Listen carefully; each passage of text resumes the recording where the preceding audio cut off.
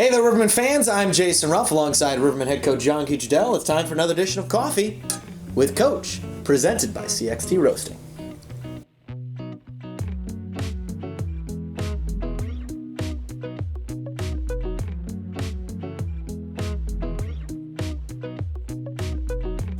Coffee just hits a little bit different in April, like right when the sun's starting to come out, the weather's starting to warm up. It just hits a little bit. Or maybe at the office 20 hours a day, something. That too. I mean, it's different. When people don't realize the busiest times of the year are the very beginning of a hockey season and the very end of a hockey season, i.e. playoffs. So we're in the second, arguably the busiest part of the season right now. Yeah, it is. Beginning of the year, especially with my Peoria youth hockey, that's really busy. You're trying to get a lot of practice time. You're at the office quite a bit. Right now, you live at the office. And lucky enough, the family were gone all last week. So I could stay here till 9, 10 o'clock at night without people noticing where I was. So it's kind of nice. But no, it's a great time of the year, and that's what you work all year for. It's also the start of baseball season. You're New York Yankee. Yeah, I didn't know you were a New York Yankees guy. I know. Come on. Okay, you want me to explain that? Yes, please explain why you're wearing a New York Yankees cap here in Peoria, in the middle of Illinois. So big Expo fan, Montreal Expo. All right. When Montreal left, I think it was in '94. Thereabouts, yeah. Yeah. All we got on TV back home was Yankees game because state of New York's pretty close to Quebec. So we started watching the Yankees for some reason, and like I said, I'm not like a big Yankee fan. Yet that's you are what you see every day, and that's kind of the team that we saw all summer.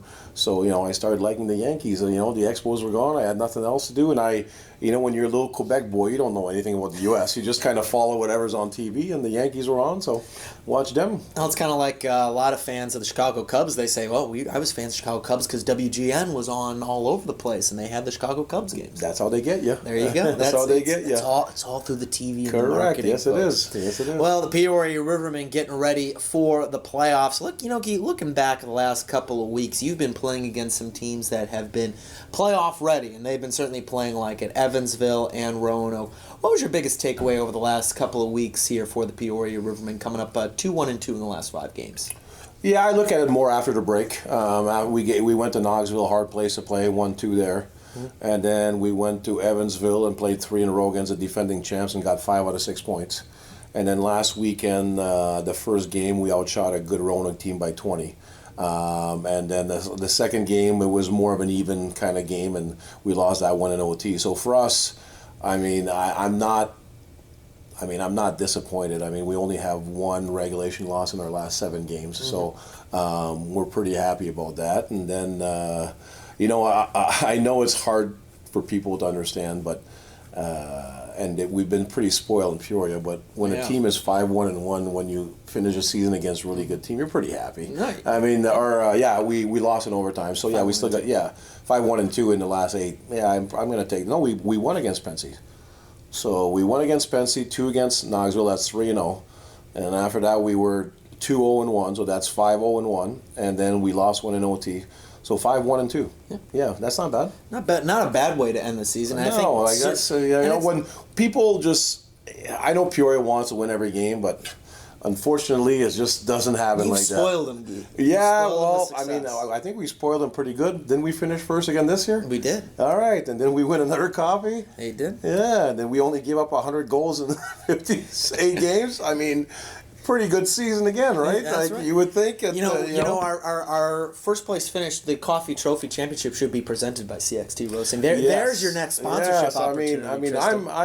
I'm excited. We're going to playoffs with a lot of guys came back from the coast, which again you have to put everybody on the same page. But all you can do in the playoff is you go out there and you give your best, and then there's going to be bad bounces, good bounces. Hopefully your goalies play well, and it's just short. That 2 out of 3 series is it's anybody's game. It's short, and we're playing a Macon team that had to scratch and claw the last month and a half to be in, and they work hard, and they're a very hard working team. So it's going to be a fun playoff series. You mentioned bringing back guys from the ECHL. Specifically, I'm sure you mean Garrett Devine and Mike Gillette. How much of an impact are those 2 gentlemen going to be, not just on the roster now in the last couple of weeks of the regular season, but moving on here into the playoffs? How important is it to have those 2 back? I think you heard the word a lot, like you hope. Yeah, that's why we brought them back. That's why that's why you have guys on the roster that, they've done it in the past or they had great regular season, and you just hope that they get back to, where they play their best hockey at the right time. And that's all you can do. It's, you prepare them as best as you can, and then it's up to them to bring their best hockey, and that comes with pressure. I mean, when you're in the playoffs, you're a number one seed, which, most years we're like in the top, 2 seeds, and that comes with a little bit of pressure. If you can't handle pressure, you're probably not in the right sport. Yeah. So, we hope that they come through in the playoffs and have great playoffs. And last year we hoped the same thing, and unfortunately I didn't think most of our good players had great playoffs, and you lose in the second round. You know what I mean? So it is what it is at the end of the day. All coaching is there for, I always say, the first 2 months of the year, and then you just give a plan every single game. Right. And then you try to find the right players and the right combinations to make it work. And at the end of the day, if they want it, that they have a good enough team in there to go all the way, or they also have a team that could lose in the first round. You know what I mean? And that's a great thing about hockey, is you're going to see the same thing in the NHL. Like, you think about the first round, Dallas is going to play Minnesota, 2 great teams, but somebody's going to have to go home. You know what I mean? So you hope your best players are going to be your best players, and if that's the case, you have more chances of moving forward. You talk about leaving a legacy a lot here, not just in the locker room, but in general when you play for the Peoria Rivermen. How do you make some of the younger players, the newer players, know what leaving a legacy is, and it's forged here in the playoffs? How do you let them know that behind us, that's what leaving a legacy is, and it happens here in the postseason? Yeah, it's more like you said, like you just made a great video for the guys. We try to show them examples of past people that left legacies in Peoria, and that's forever. And I don't care if you're playing in the NHL or playing the SPHL. We still have phenomenal fans. It's a hockey city that are going to remember you forever and what you did for their city, for their hockey team, and that's what you're trying to do every single time. And it's a lot bigger than yourself, and you try to put the egos aside and put the team to come together and just do it for the city, the teammates, the guys in the locker room are great fans, and you hope that they catch the message. But it's a little bit different. Yeah, I mean, it's a little bit different, but I still believe we have great enough people to understand that. And hopefully our leaders bring them all together, and they make a run together, because that's what I always say. I don't understand people that play sports not to win. Right. It never made sense to me. Like, why start a season and go through all the pain for for not winning? Right. So it's a matter of, like I said, it's a matter of getting hot at the right time. So hopefully, we had our little struggles lately offensively, and I think a lot of guys are grabbing our sticks. So we just need a little something great to happen for us to kind of loosen up a little bit, because defensively we're playing great away from the puck. We just got to tighten up a little bit, and offensively, and go to the spots that the spots that hurt a little bit more usually are the ones that brings you a lot of success. So it's just like life in general. Yep. You want to have a great degree, you have to go to school a little longer and work a little bit harder. So it is what it is, and hopefully the guys kind of go after it. Tell us a little bit about the playoff shirts this year and what the message, the symbolism behind them means. Well, we had Tony Twist that came with a great message about 20 strong, and that's a little things, and I don't mean this in the wrong way, but Tony was explaining stories about how we grew up. Like, we had no phones. We played no video games. It was all about the boys and the team and being together every single day. If it's practice, games, we'd go out to lunch together. We'd spend our nights together. So it was always about the team. And he explained that, like, he said that in his speech about, 10 times. Like, we were 20 strong. We would go to the game 20 strong and practice 20 strong. We'd have barbecues every week, 20 strong. Like, it was always about the team and coming together, because you're a lot stronger within the pack than you are by yourself. So that's kind of his message that he always wanted to send to the boys, and we took that message and put it on our t-shirt for 20 strong. And then the one more push, it came from I think Andrew or somebody was telling me a story about another team kind of had that one, because it can go in a lot of different ways, meaning one more push. We have already 2 championships, we want one more. It could go, we're having a bad period, maybe on the bench. That could become our key words, one more push. I mean, like, that's right. So there's a lot of things you can use the one more push for, and we have a lot of older guys that we don't know if they're going to be back next year. So there's a lot of meaning to it. And then, of course, we have our 2 championship, and hoping that gives them a message that we'd like to put a third one out there, and then our 8 pucks to signify our 8 wins that we need to win the playoffs. That's right, because you need more wins now more than ever, because the 2 rounds, second and third round, are going to be best of 5 no matter what. Yeah, and that's great. I mean, that's great for the league, I believe. And I understand why we did the 2 out of 3s and stuff like that with ice availability, especially in the South. But It's pro hockey. Yeah. Pro hockey needs to be at least 3 out of 5, if not 4 out of 7. And I always say you cannot 2 out of 3. It's hard because we've won sometimes that probably didn't deserve to, or we lost sometimes that we probably dominated. So it's not always a better team that wins. 3 out of 5, 4 out of 7. There's no excuse. Yeah. You had enough time. You had enough time to win or lose that series, and if you lose, it's because the other team was better. What are some of the challenges of playing playoff hockey, especially here in the Deep South in the SPHL? The challenge is the heat.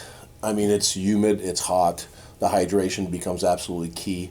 Managing, using your 5-minute timeouts that you have, all those things become a key, and having a good staff on the road to make sure the boys are healthy, because that heat can really get to you. So again, it's hard because you don't want to give too long of a practice. Yet with all the new guys we have, you almost have to. So, but we're going to cut off the practice almost completely, and hopefully the guys can, because at the end of the day, hockey is your one-on-one races, your one-on-one battles. Right. Who wants it most? Who wants to go to dirty areas? It still comes back to pretty much a warrior sport. Who wants it more? Who wants to drive the interior? Who wants to get body position? So we're going to eliminate practice and try to keep the guys as fresh as we can to go in that heat and the humidity and the bad ice. Bad ice becomes crucial in the South. After 10 minutes of game, the ice is over. It's soft, it's slow, it's humid, the passes bounces all over the place. So then you have to play smarter hockey, put the pucks in the right areas, and don't try to do too much for it. So there's a lot of challenges playing in the South. We're lucky here in Peoria. Our ice staff is phenomenal. They do a great job keeping the ice at a certain temperature and cut a certain way that we want it cut, because we have a fast team, and they do a great job here. It's been a long season. There's been a lot of ups and downs, a lot of twists and turns over the course of the year. There's been a lot of high points for the Peoria Rivermen this season, a lot of accomplishments. There have been some low points as well. What are you most proud of here this year? I think that we were 10-8, and we were a young team. Like we didn't have the Ernst and the Piotrowski and all those guys on the team, and we had a very young team with 6 new defensemen, because you got to remember Marty wasn't playing. Yeah. We had 6 brand new defensemen, brand new team pretty much, and that we got with that we really digged out of that hole. It's still 10-8. It's still a good record for most. You're teams. Over 500. Yeah, but for us, in Peoria, it's. You start getting to 500, people are like. Oh yeah, so for us in Peoria, it seems like it was the end of the world. Yeah, and then we lost a lot of guys to injury, and a lot of guys to call up, and we just won. I don't remember how many, 18 straight or 20 without a regulation law, whatever it was. I don't remember exactly, but just to see the fight we had, because we needed the whole team with the numbers we had. Like every game had to be a 2-1, 3-1. We needed goaltending. We needed to play great defense. And we needed to use everybody in every single situation. It was fun to see the guys kind of come through, and that's why when guys leave, you kind of you see the deficiencies, and during the year the hockey is not as good just because a lot of teams are missing key guys that are called up. But just the way we kept pushing on the road and doing whatever it took to kind of get our record back to the Peoria standards that we wanted at was pretty impressive by those players in that locker room. And how will those experiences help you in the Peoria Rivermen against a feisty Macon squad that willed themselves into the playoffs in the last weekend of the season? Yeah, they're a good team. They, Macon only lost Ford for like 3 weeks or a month. They've been together all year.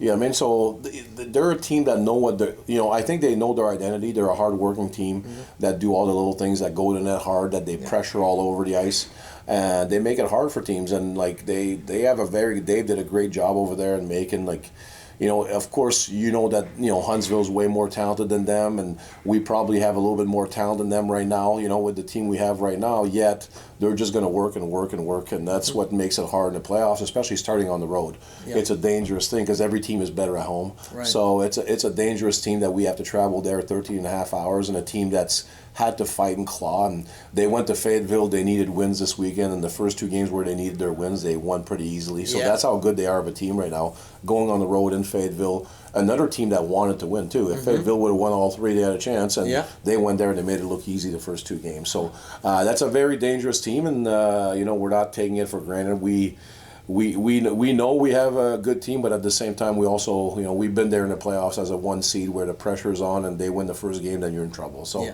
we got to be ready and match your intensity right away, the first drop of the puck. Well, intensity is the name of the game in the postseason. Game 1 in a best-of-3 series between the Peoria Rivermen and the Macon Mayhem coming up on Thursday, April 9th at 7 o'clock Eastern, 6 o'clock Central, and then the Peoria Rivermen back here at Carver Arena for Game 2 of the first round of the playoffs. Face off for that one at 7:15 p.m. on Saturday, April 11th. Game 3, if necessary, will be on Sunday, April 12th at 5 p.m. also here at Carver Arena. Jean-Guy, it's the best time of year. Last one, eh, buddy? Last one. Last Best one time of year. year. Absolutely. Cheers, buddy. Thanks for everything this year, buddy. Thank you for everything. Jean-Guy Trudel, I'm Jason Ruff. This has been Coffee with Coach, presented by CXT Roasting.